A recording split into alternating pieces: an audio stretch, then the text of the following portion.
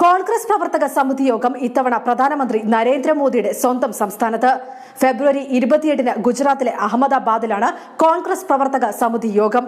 കോൺഗ്രസ് അധ്യക്ഷൻ രാഹുൽ ഗാന്ധി, UP അധ്യക്ഷ Sonia Gandhi, AICC general secretary Priyanka Gandhi, മുൻ പ്രധാനമന്ത്രി മൻമോഹൻ സിംഗ്, മുതിർന്ന പാർട്ടി നേതാക്കൾ തുടങ്ങിയവർ യോഗത്തിൽ പങ്കെടുക്കും.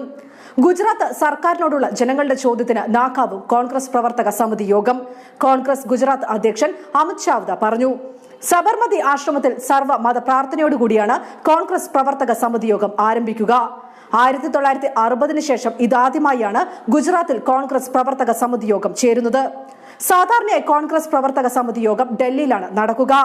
മഹാത്മാഗാന്ധിയുടെ 150-ാം ജന്മദിനത്തോടനുബന്ധിച്ച് 2018 ഒക്ടോബറിൽ മഹാരാഷ്ട്രയിലെ വാർധയിൽ കോൺഗ്രസ് പ്രവർത്തക സമിതി യോഗം ചേർന്നിരുന്നു.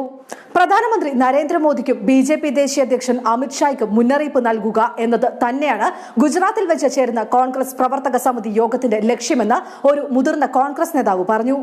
2017-ലെ നിയമസഭാ ഫലങ്ങളെ മറികടക്കുന്ന പ്രകടനമാണ് കോൺഗ്രസ് ഗുജറാത്തിൽ ലക്ഷ്യമിടുന്നത്.